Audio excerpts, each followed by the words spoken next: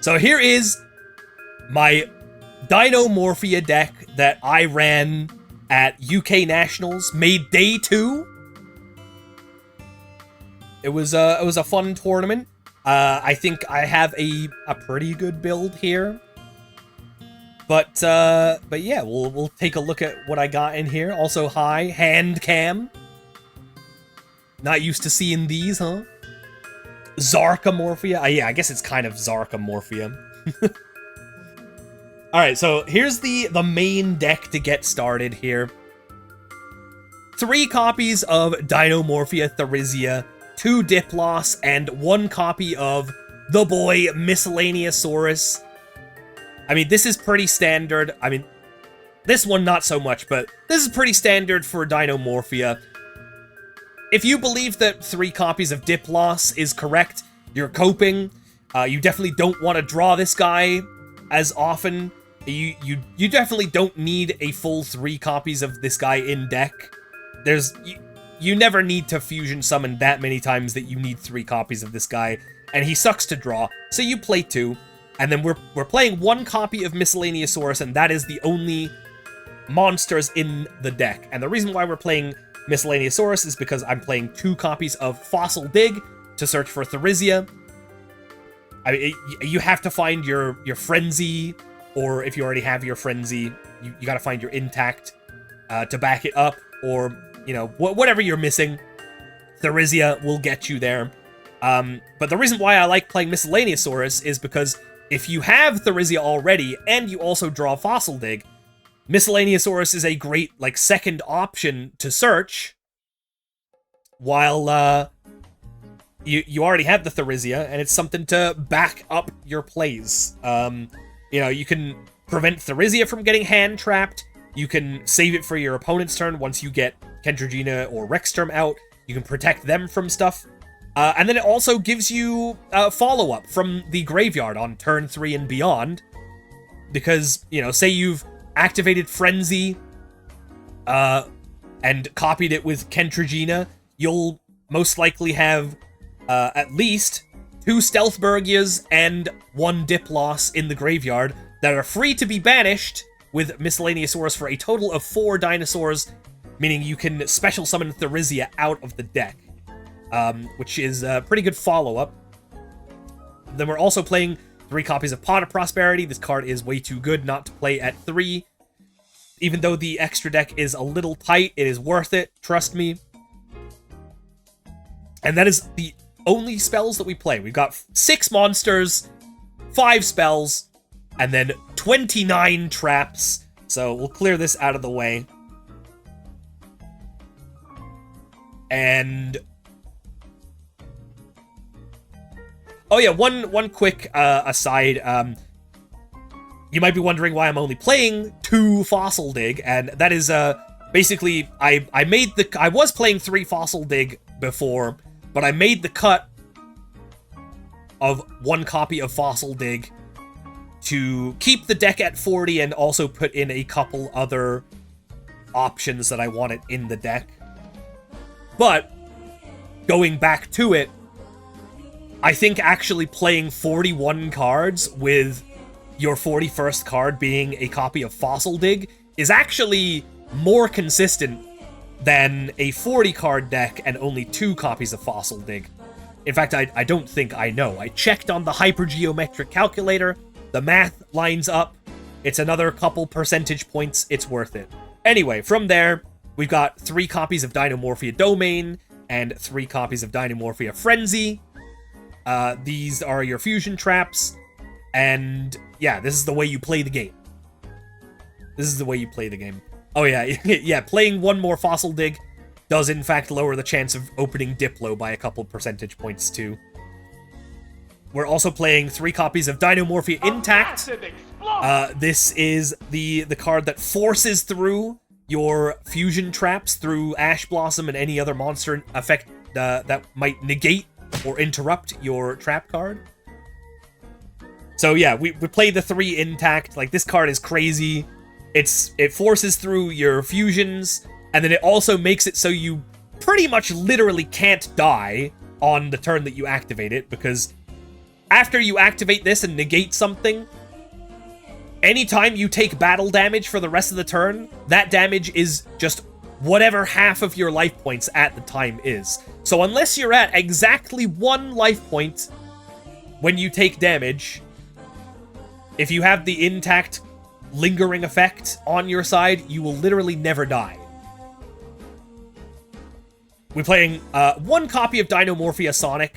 I wish this card was as good at negating spells and traps as Intact is at negating monster effects, but unfortunately, DINOMORPHIA Sonic's activation requirement is that you destroy a DINOMORPHIA monster that you have on resolution, which makes it a little bit more awkward, but it's still good to have a one-of copy, just in case you do need it, and it does come up sometimes.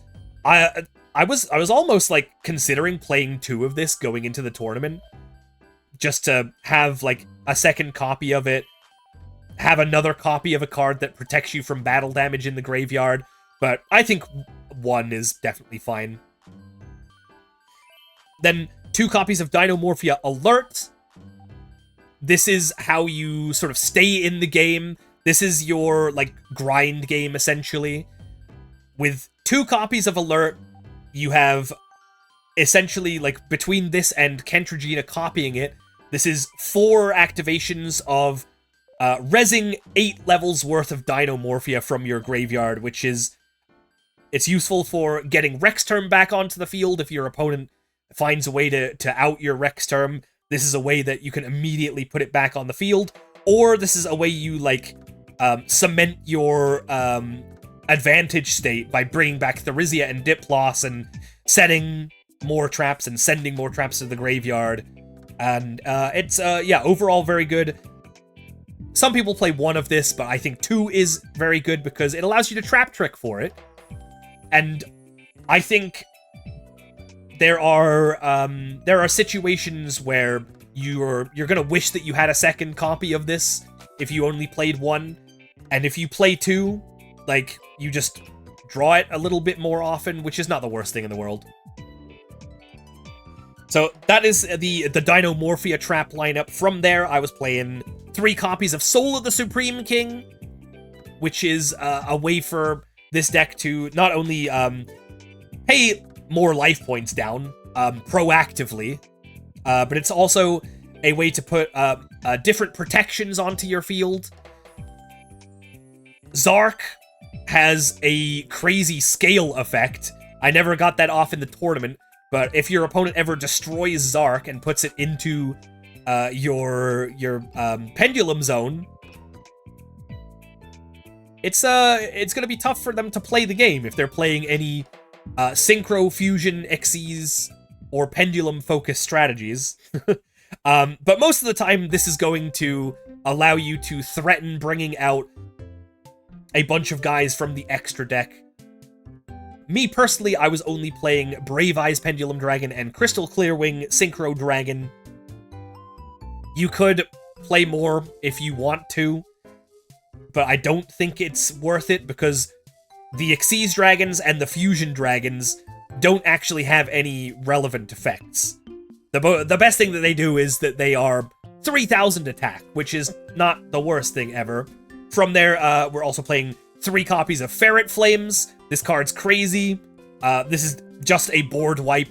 You're always going to be at low enough life points when you're ready to activate this that pretty much every time your opponent's going to be left with nothing on field. Maybe sometimes they'll be left with, like, a small monster like Snake Eye Ash or, you know, something to that effect, but this essentially is, like, the board wipe. And you can force this through with DINOMORPHIA Intact. Like, if you're playing into a board of negates, you can make sure that your Ferret Flames, you know, resolves by, you know, like, having Intact live at the same time to negate your opponent's negate, or having Solemn Strike, or something like, you know, something similar to that effect, which we are playing Solemn Strike in this deck. But yeah, this card's amazing in this deck. I was playing only 2 of this before, but I bumped it up to 3 for this tournament, and I'm not upset at that. I think you always want to be playing at least 2. And the reason why I was playing 2 before is because with Trap Trick in this deck as well, I felt like you could get away with playing 2, but yeah, like this card is too good not to play at 3. Oh yeah, and yeah, the good point in the chat, it's not hard once per turn either. And it out-towers, because this is an effect that affects your opponent, not your opponent's monsters. This is an effect that forces your opponent to do something, rather than affecting your opponent's monsters. It's pretty cool. So yeah, there's the 2 Trap Trick as well. This allows you to get Ferret Flames, Soul of the Supreme King, Dinomorphia Alert, and your Dinomorphia fusion spells, although ideally you don't want to use Trap Trick on the fusion spells because you want to be using your fusion spells before, like, you know, you stop using traps for the rest of the turn. But if you need to, Trap Trick is there and it can get you like a Frenzy if you were missing it after interacting with your opponent's board with your other traps first. Then 3 copies of Solemn Judgment and 3 copies of Solemn Strike. Solemn Judgment is a no-brainer in this deck, of course, and Solemn Strike is a little bit less of a no-brainer because this costs a flat tax of 1,500 life points, but it's definitely still worth playing. There are situations where maybe you might like have a Solemn Strike that you can't activate anymore because you are at lower than 1,500 life points, but more often than not, if that happens, you're already in control of the game, so it's not that big a deal. And this card is so strong that it's worth just playing 3 of this. Like, having this and, you know, your Fusion Trap means your Fusion Trap is always going to resolve, because if they have Ash Blossom or any other monster-based negate, you're going to be able to negate that with your Solemn Strike, and you'll have enough life points for it. You pay 4,000 for the Frenzy, you're going to be left at 4,000, giving you plenty to use on Solemn Strike. But even if you do, like, say, if you go Soul of the Supreme King in draw phase, which I always go for this during the draw phase to set up Zark before they're able to put a spell into play. If you do this, put yourself down to 4,000, then you go Frenzy, put yourself down to 2,000 rather.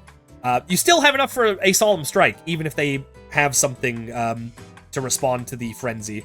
And it is important to be playing as many copies of cards that will force your fusion traps to resolve.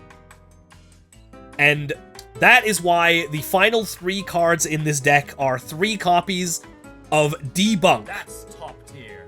Hell yeah. Which was MVP for this weekend. Not really, but this card was really, really cool. This is essentially Called by the Grave, but it's a counter trap, which means it's way stronger because once you activate this, the chain is over. Your opponent isn't going to have anything that is able to chain to Debunk. So, like, this catches so many things. Like, you can use this against Ash Blossom. If you don't know about this card, what it says is, when a monster effect is activated in the hand or the graveyard, negate the activation, and if you do, banish it.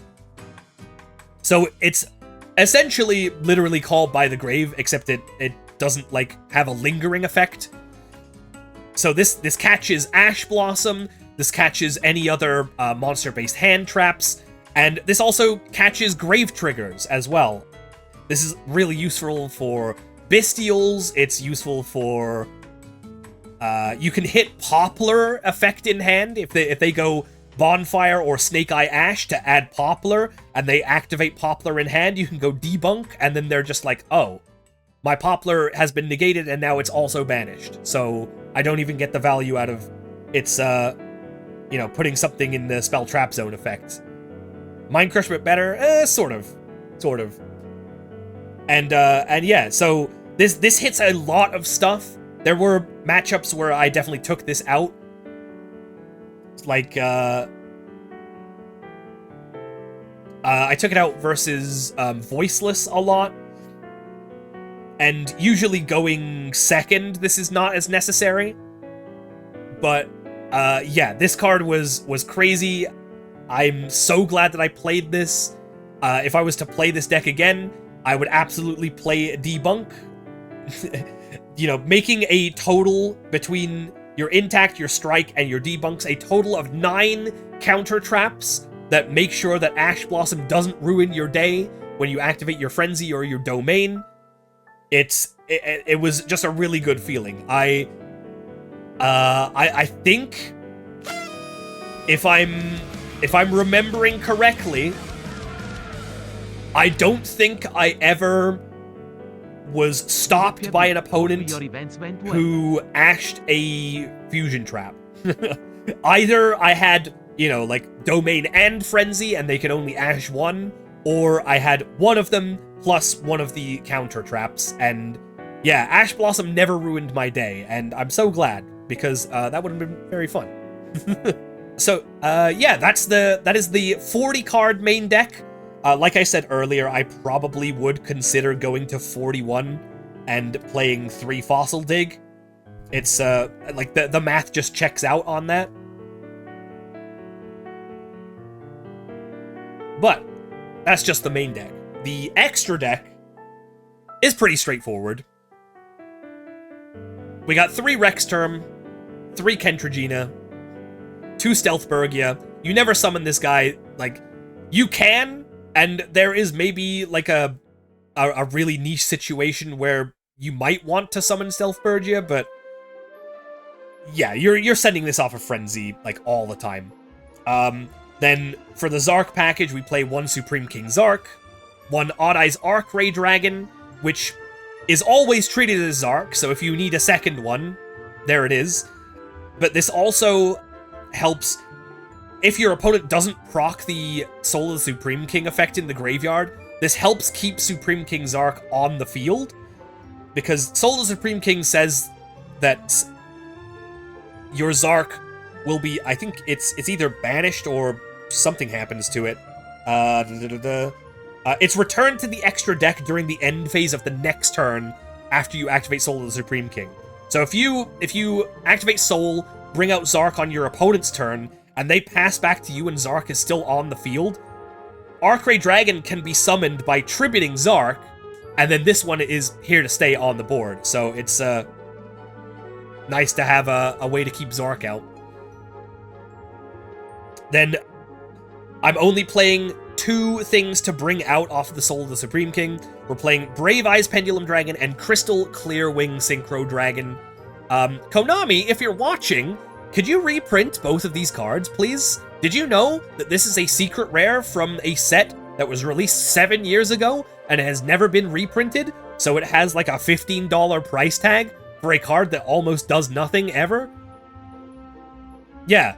We need a reprint for this card, please. And this one's a little bit more recent, but we still need a reprint for it. Get on that, please, Konami.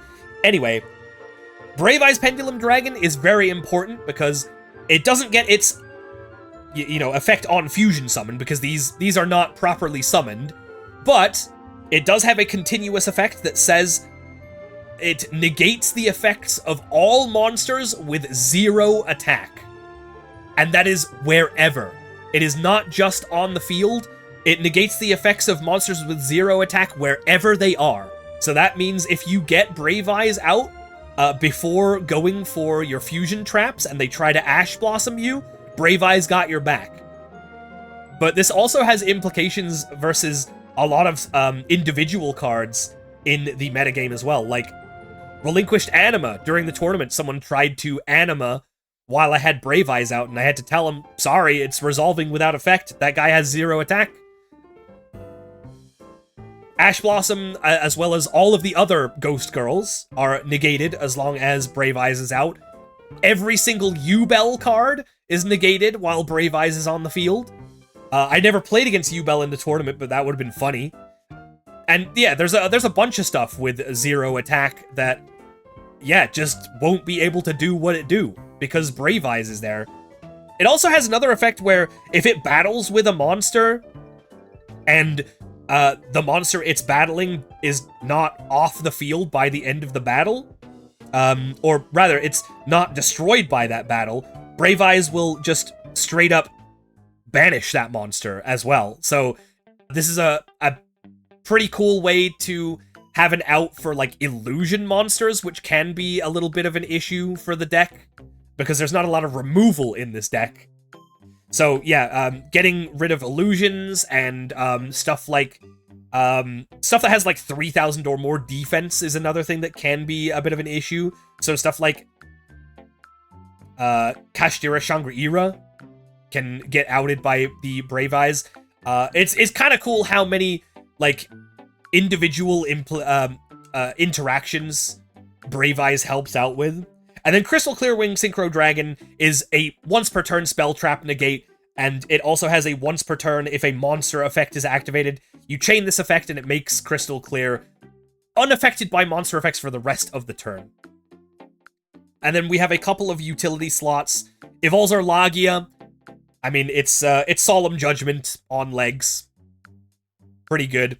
We're not playing Dolka, though, because we have enough monster effect negation. And Lagia definitely comes up. Trust me. We're then also playing number 60, Dugaris the Timeless, who has insane roll compression. The main thing you want to be using this guy for is its effect to revive Rexterm from the graveyard. If your opponent has outed Rexterm, and you can find yourself with 2 level 4s on board, Dugaris is your guy. You can also use this to pump up your Kentragina to insane attack stats, and Rexterm and any of your other, like, 3,000 guys can go up to 6k, Zark can go to 8k, and that can help you close out a game by just being able to do enough damage. And then, I've never needed to, but you can use this effect to draw 2, discard 1, just to help yourself see a couple more cards. And then finally, so this last card in the extra deck, I was playing Superstar Slayer Typhon, which I bought specifically to use for this event, and wouldn't you know it, I never needed to summon it a single time. So I would recommend playing Chaos Angel instead, which is, this is a card that I procured by trading a copy of Superstar Slayer Typhon after the tournament. Chaos Angel does come up. You can make it with Kentragina plus one of your level 4s, or Stealthburg, yeah, plus a level 4, I guess. But it's removal on summon, which is the main thing, and it's a big boy. It's 3,500 attack. If money wasn't an option, SP Little Knight would probably be in this slot. But, you know, that card is very expensive. And to be fair, this card is also very expensive right now as well. So if you're looking to play this deck, I would maybe go so far to even suggest Castel the Skyblaster Musketeer as a removal option in your extra deck. I think that guy is actually fine. It's fine enough, at least. I think, you know, aside from the Typhon, you know, I think Chaos Angel's way better. Or, you know, if you have it, SP, and if you don't, Castel is probably fine. I think this extra deck is pretty good. I'm going to try out playing 1 less Rexterm and 1 less Kentragina, because I don't really think that I ever needed to summon 3 of these ever.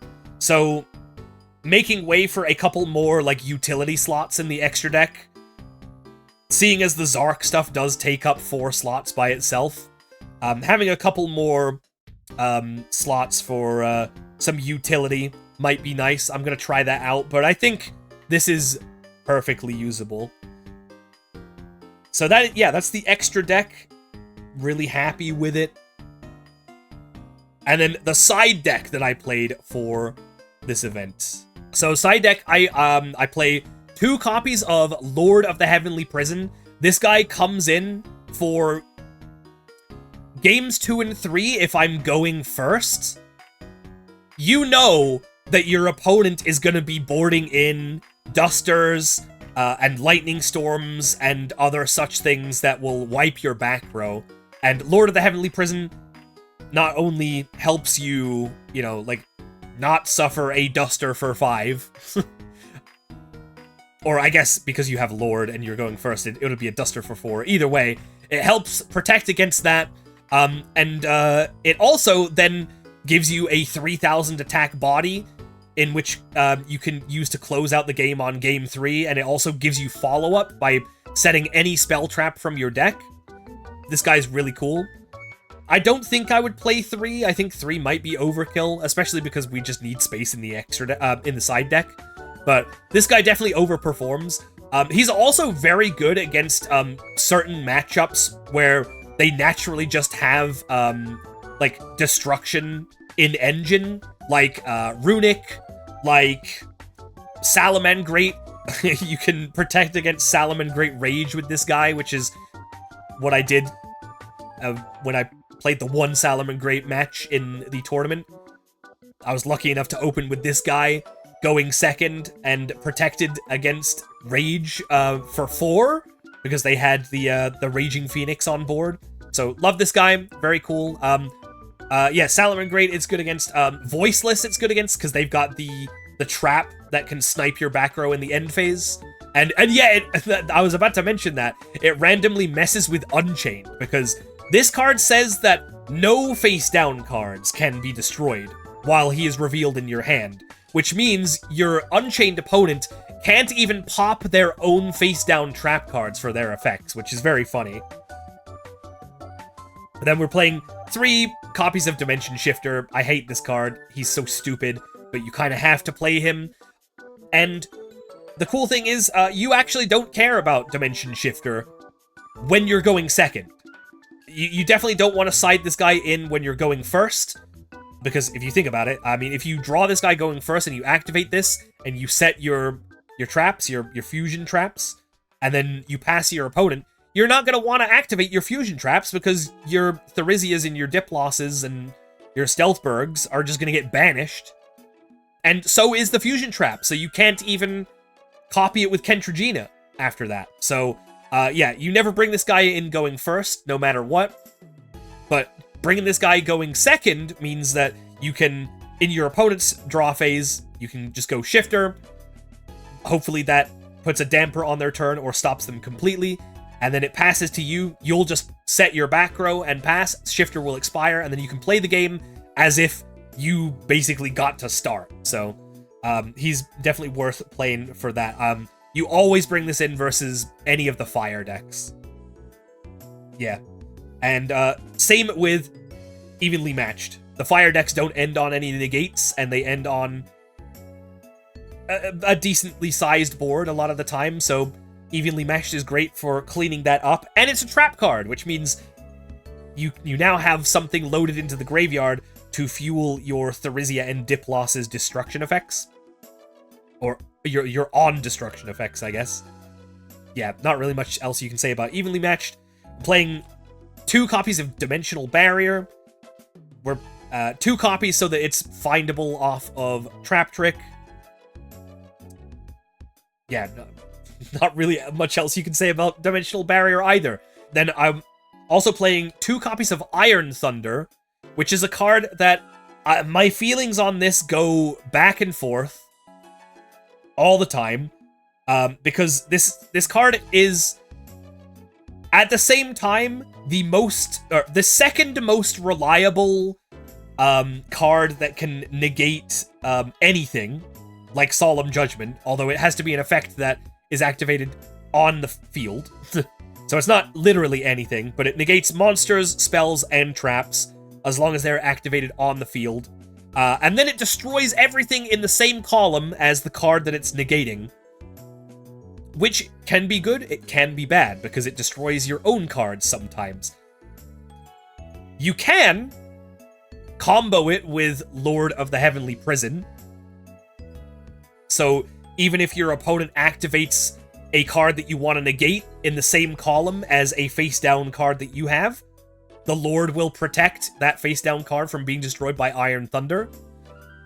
But, yeah, sometimes it's a little unpredictable where your opponent is going to be activating stuff on the field. So it's It's tough, but the reason why I have to play it is it's just it's just unfortunately, besides Solemn Judgment and the one-of searchable copy of DINOMORPHIA Sonic, this is the best thing that can negate Evenly Matched and Duster and Lightning Storm.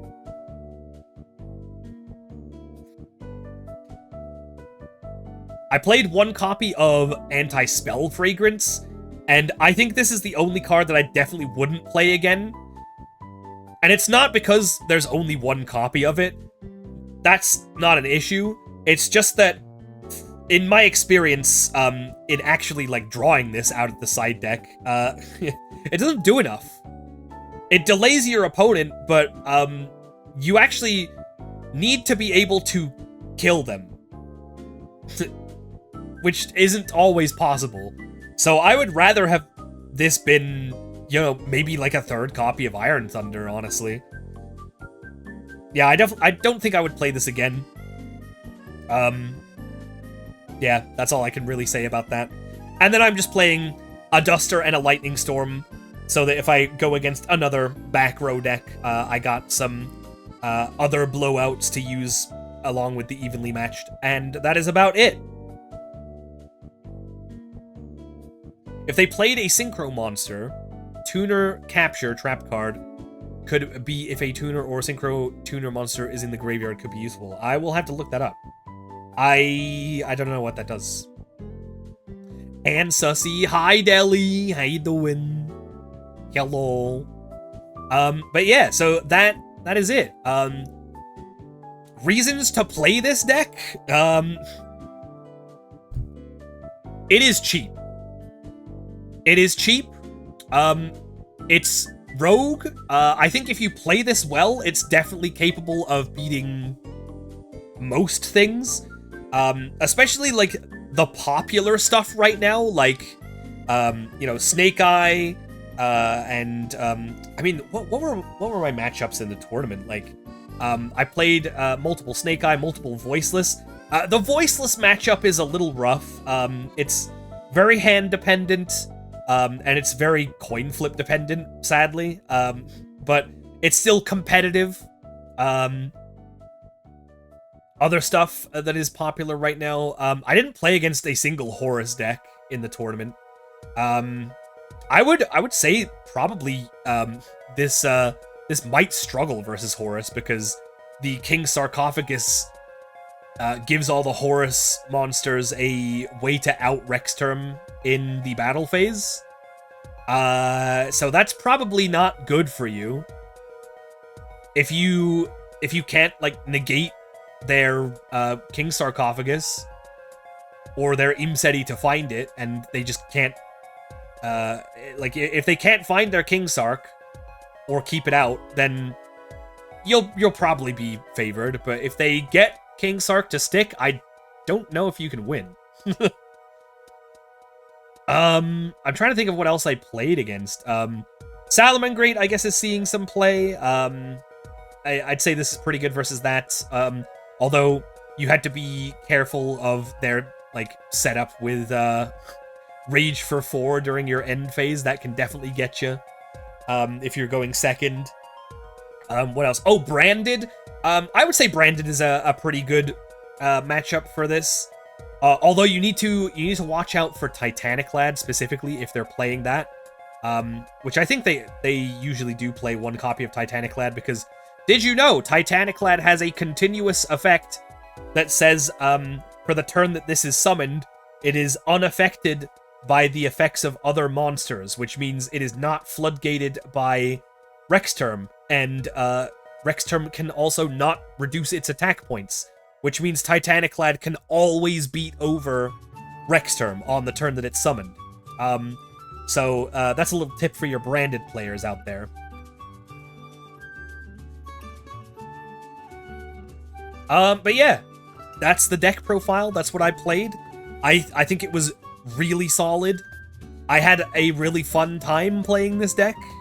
I mean, maybe others might not because of the nature of the deck. I'm not usually a Floodgate player, but I mean, to be fair, None of these cards in the main deck are floodgates at all. It's just one guy out of the extra deck. That's the only floodgate guy there is. I mean, I guess Misk is kind of like a floodgate, sort of.